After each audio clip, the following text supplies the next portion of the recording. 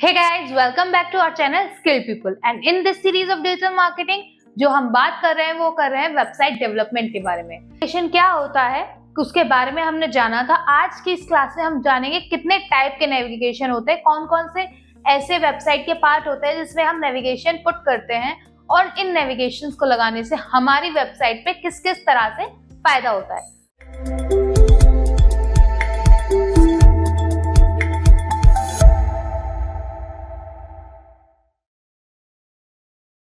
Hey guys, welcome back to our channel Skill People and in this series of digital marketing जो हम बात कर रहे हैं वो कर रहे हैं वेबसाइट डेवलपमेंट के बारे में।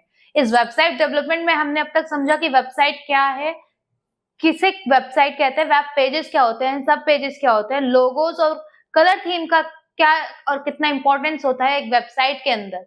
उसके बाद हमने बात की थी वेबसाइट स्ट्रक्चर के बारे में जिसमें हमने वेबसाइट नेविगेशन के बारे में अपनी लास्ट क्लास में समझाया था कि वेबसाइट नेविगेशन क्या होती है। और आज की इस क्लास में हम समझाएंगे कितने टाइप की वेबसाइट नेविगेशंस होती हैं, वो उन वेबसाइट नेविगेशंस का क्या यूज होता है और इन नेविगेशन से हमें क्या फायदा मिलता है। मतलब एज अ वेबसाइट ओनर जब आप वेबसाइट पे कोई ब्लॉग डालते हो या आप अपनी वेबसाइट पे कोई भी चीज एडिट करते हो या अपलोड करते हो या इंटरकनेक्ट करते हो, कोई भी एक्टिविटी परफॉर्म करते हो, तो नेविगेशन उसको किस तरह से अफेक्ट करता है, उसमें किस तरह से अपना बेनिफिट देता है। So let's get start with the video. So guys, जैसे हमने अपनी लास्ट क्लास में समझा था नेविगेशन क्या होता है उसके बारे में हमने जाना था। आज की इस क्लास में हम जानेंगे कितने टाइप के नेविगेशन होते हैं, कौन कौन से ऐसे वेबसाइट के पार्ट होते हैं जिसमें हम नेविगेशन पुट करते हैं और इन नेविगेशंस को लगाने से हमारी वेबसाइट पे किस किस तरह से फायदा होता है। तो फर्स्ट ऑफ ऑल जो टाइप ऑफ नेविगेशन है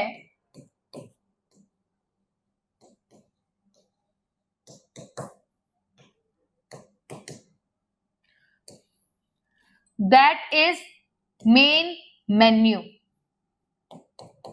एग्जैक्टली। अब कोई भी वेबसाइट है या कोई भी वेबसाइट का वेब पेज है, कोई भी वेबसाइट का वेब पेज है तो उसके हम हेडर से स्टार्ट करते हैं और मेन मेन्यू का होता है हेडर में। ठीक है, कोई भी वेबसाइट अगर हम कंस्ट्रक्ट करना शुरू करते हैं तो वो हम स्टार्ट करते हैं हेडर से।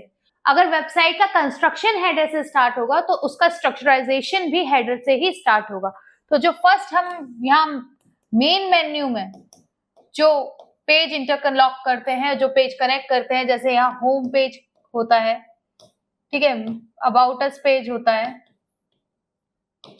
कॉन्टेक्ट अस, तो ये होता है मेन मेन्यू। यहाँ जब हम इंटरलॉकिंग करते हैं, पहले इंटरलॉकिंग हम यही करते हैं, पहला नेविगेशन हम यही लगाते हैं जहां इजीली यूजर कनेक्ट कर पाए कि उसे किस पेज पर जाना है। वो वेबसाइट के वेब पेज पर आया, ये फ्रंट वेब पेज है, यहाँ आपका मेन्यू ऑलरेडी सेट है और उसमें आपने नेविगेशन लगा रखा है। तो इससे क्या फायदा है कि यूजर्स को ढूंढना नहीं पड़ेगा, उसे कोई हासिल नहीं करना पड़ेगा, उन्हें सामने वो चीज दिख रही है जो उन्हें ऑप्ट करनी है। होपफुली आपको ये समझ में आया होगा। सेकंड जो नेविगेशन का पार्ट होता है वो होता है फुटर।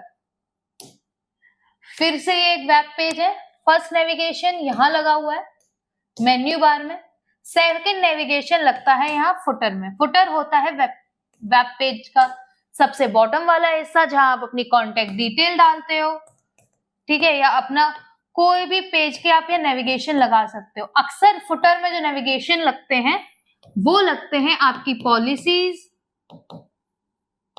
या आपके टर्म एंड कंडीशंस के लिए, कॉन्टेक्ट के लिए, क्योंकि ये जो फुटर होता है ना ये हर पेज पर सेम होता है। यहाँ आपको कॉन्टेक्ट डिटेल भी दे सकता है या कोई भी अर्जेंट चीज है जो आप पेज पर पूरे पेज पर शो नहीं करवा पा रहे हो लेकिन वो इंपॉर्टेंट है, आपके बिजनेस में उसका एक पर्टिकुलरली इंप्रेशन पड़ेगा, तो आप उसका नेविगेशन भी यहाँ फुटर पर लगा सकते हो। तो फर्स्ट जो नेविगेशन लगता है वो लगता है मेन्यू बार में, सेकंड पार्ट जो नेविगेशन का होता है वो होता है फुटर में।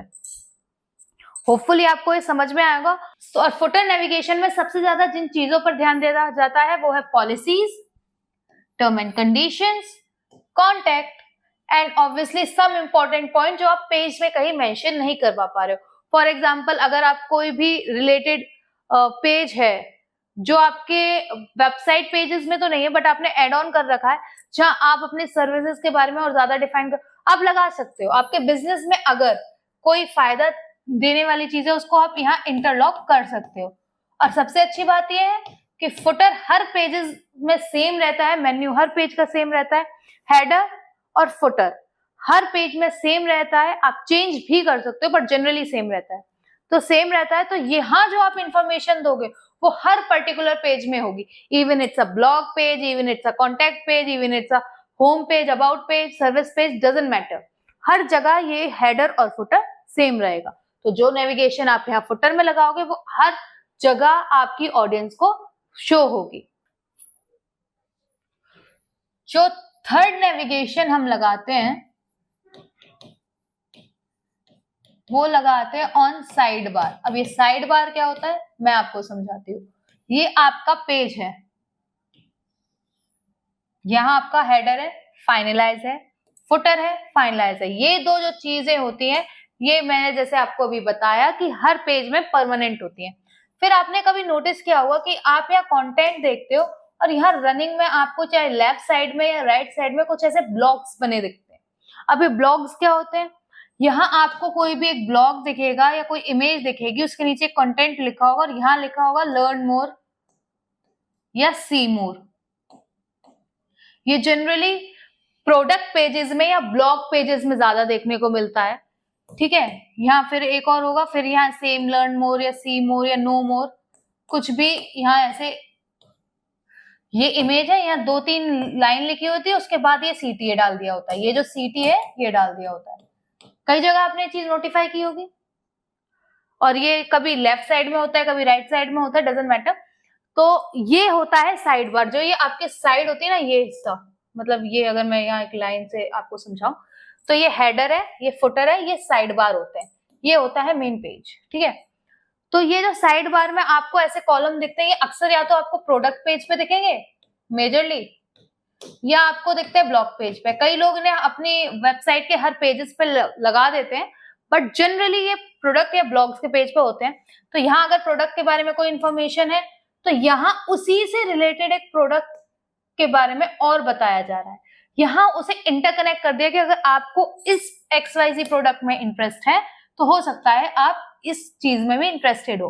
तो ये साइड बार नेविगेशन होता है, जहां आप अगर ब्लॉग पढ़ रहे हो, कि अगर मान लो मैंने पढ़ा व्हाट इज स्किन केयर, ये जो ब्लॉग है वो स्किन केयर के ऊपर है, तो यहाँ आपने बता दिया how to get Korean glass skin.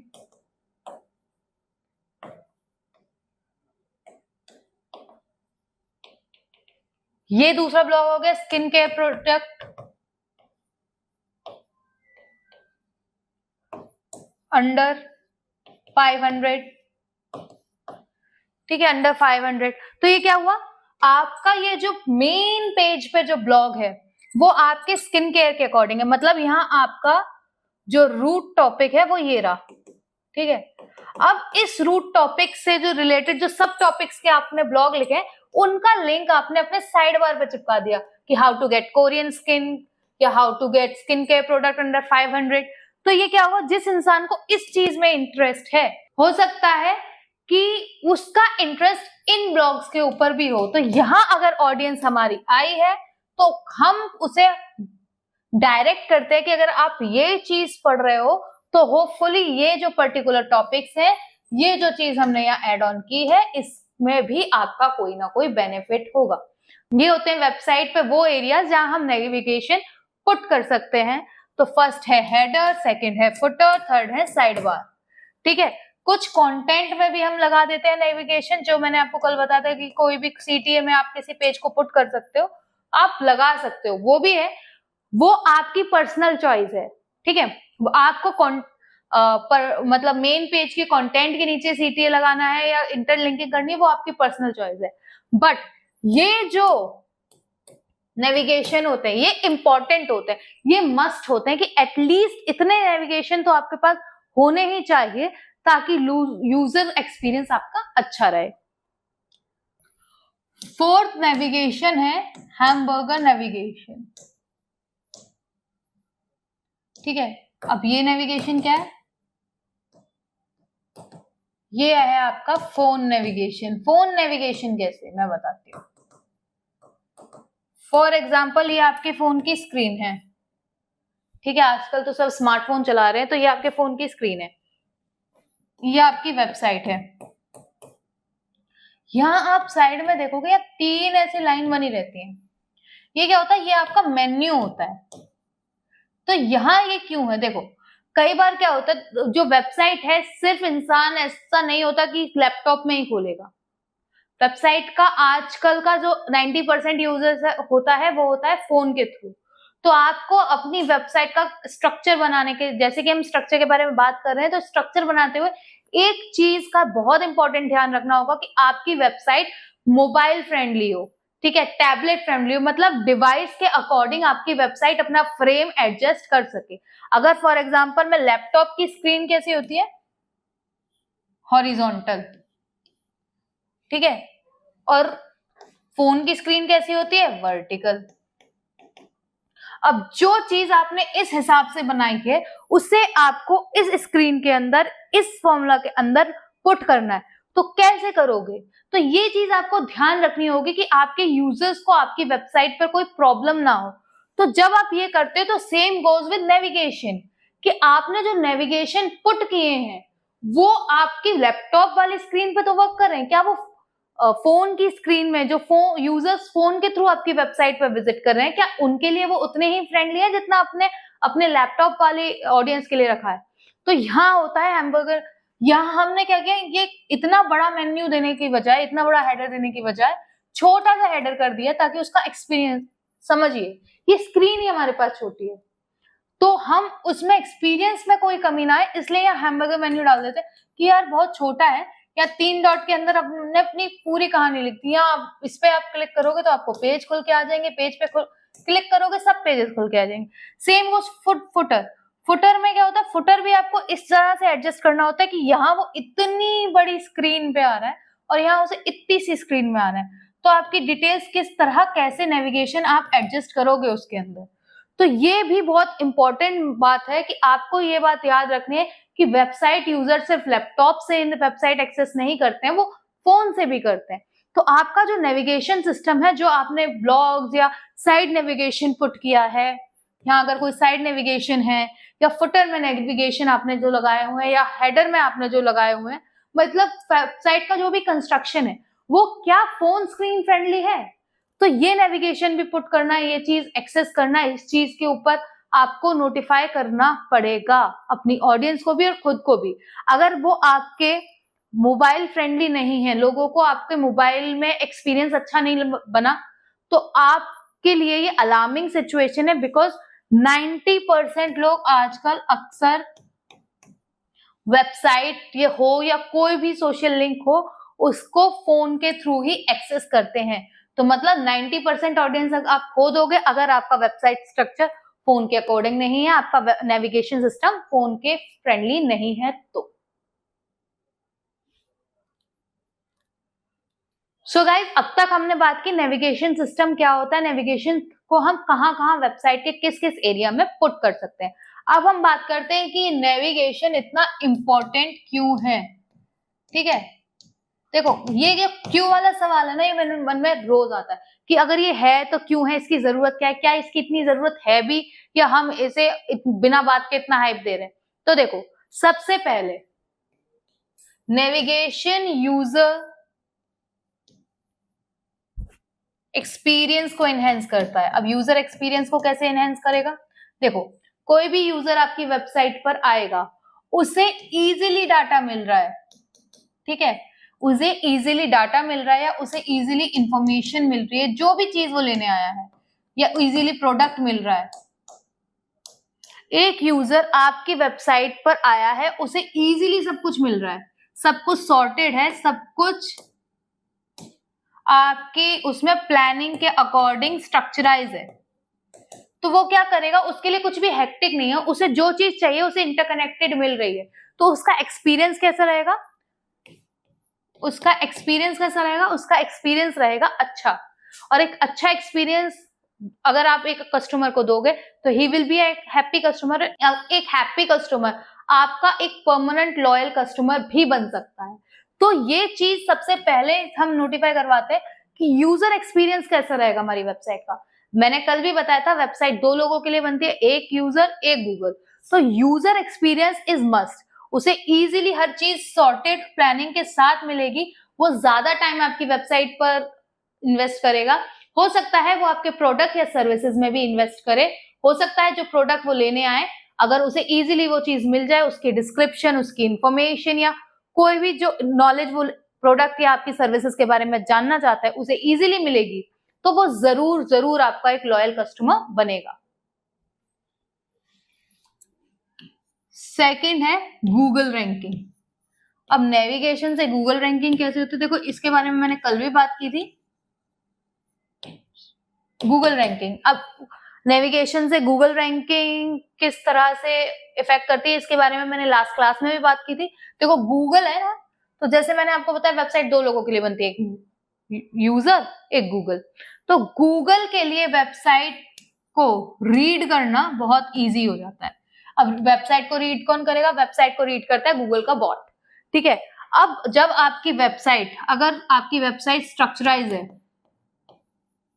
तो वेबसाइट आपकी ऐसे है, ठीक है। ये ब्लॉक है, ये ब्लॉक है, ये ब्लॉक है, ये ब्लॉक है, ठीक है। ये कनेक्टेड है सबसे, फिर इससे कनेक्टेड यहाँ एक ब्लॉक है, इससे कनेक्टेड यहाँ एक ब्लॉक है, इससे कनेक्टेड यहाँ एक ब्लॉक है, इससे कनेक्टेड यहाँ एक ब्लॉक है।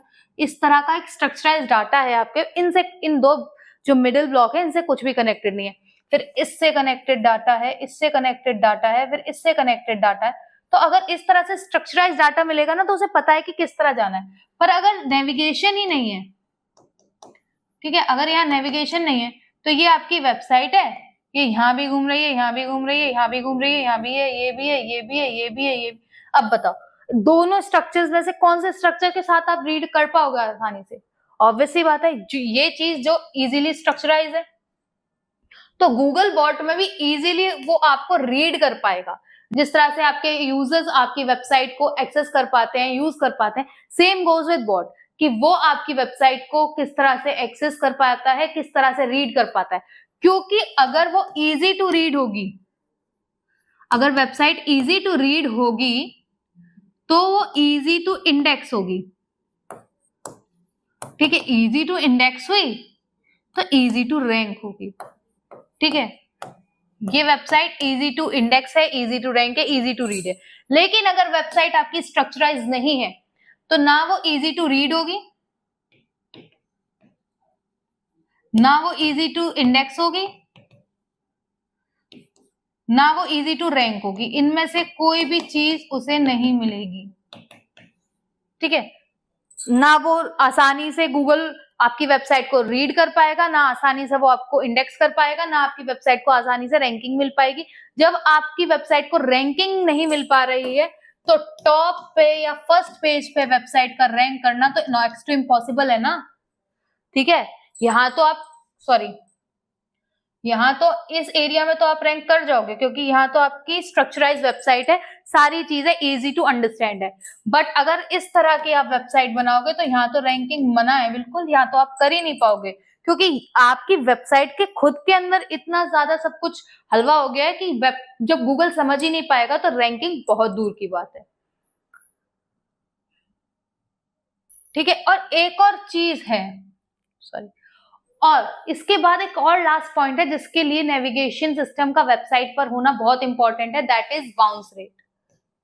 देखो यूजर एक्सपीरियंस में सबसे ज्यादा ये चीज है जो वेबसाइट फेस करती है, नो ट्रैफिक या बाउंस रेट। देखो फॉर एग्जांपल आपकी वेबसाइट आपने स्ट्रक्चराइज कर ली है, ठीक है, सब कुछ उसमें ओके है, तो आपकी वेबसाइट पर यूजर्स का आना बहुत बहुत इजी हो जाएगा। बट स्ट्रक्चराइज वेबसाइट आपने लैपटॉप के अकॉर्डिंग की है लेकिन फोन के अकॉर्डिंग नहीं की है, तो जो फोन यूजर्स हैं वो आपकी वेबसाइट पर विजिट करेंगे? आंसर है नो। देखो वेबसाइट लैपटॉप पर हो या फोन पर हो या कहीं भी हो, कुछ चीजें हैं जो आपको ध्यान रखनी है वेबसाइट बनाने से पहले। पहली बात, वेबसाइट यूजर फ्रेंडली होनी चाहिए, यूजर को इजीली टू एक्सेस होनी चाहिए आपकी वेबसाइट। सेकेंडली, आपकी वेबसाइट डिवाइस फ्रेंडली होनी चाहिए, क्योंकि 90% ऑफ यूजर्स इस वक्त मोबाइल के थ्रू वेबसाइट एक्सेस करते हैं। तो जो आपका जो नेविगेशन सिस्टम है वो वेबसाइट में काम कर रहा, जो आपका नेविगेशन सिस्टम लैपटॉप में काम कर रहा है, आप ध्यान रखिए कहीं वो फोन में फेल ना हो जाए। तो ये दोनों चीजें मेंटेन करना भी एक वेबसाइट डेवलपर का काम है।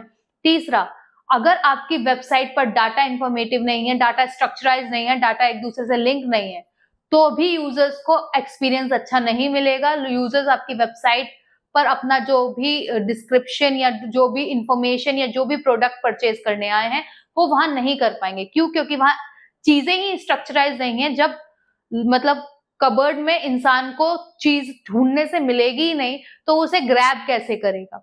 वही टाइप से है आपकी वेबसाइट। अगर आपकी वेबसाइट पर चीजें स्ट्रक्चराइज नहीं है, चीजें ऑन द प्लेस नहीं है, तो अगर यूजर चाहे भी तो वो कैसे आपसे प्रोडक्ट परचेज करे या कैसे आपसे इंफॉर्मेशन ले या कैसे आपसे वो ब्लॉग्स पढ़े जो वो पढ़ना चाहता है। ये सब चीजें नेविगेशन में बहुत काम करती हैं और यही सब चीजें बाउंस रेट को लो करती हैं। अगर इन भी किसी भी चीज में आप कमी रह गई है तो यहाँ बाउंस करने में यूजर आएगा, वो देखेगा कि ये लोड नहीं हो पा रही है, मुझे डाटा नहीं मिल, वो किसी और वेबसाइट पर चला जाएगा, वो किसी और XYZ वेबसाइट पर। लेकिन अगर आप इन सारे टर्म एंड कंडीशंस का ध्यान रखते हो तो यूजर वेबसाइट पर आएगा और स्टे करेगा। वो आएगा, इंफॉर्मेशन रीड करेगा, प्रोडक्ट परचेज करेगा। ठीक है, तो आपका बाउंस रेट लो है या हाई, ये पूरा आपके हाथ में है कि वेबसाइट इंफॉर्मेटिव होनी चाहिए, स्ट्रक्चराइज्ड होनी चाहिए, नेविगेशन उसमें होना चाहिए और वो डिवाइस फ्रेंडली होनी चाहिए। सो होपफुली आपको ये टॉपिक, ये टर्म समझ में आए होंगे। And this is it for today. Hopefully guys ये क्लास आपके लिए इंफॉर्मेटिव रही होगी, आपने कुछ नया सीखा होगा।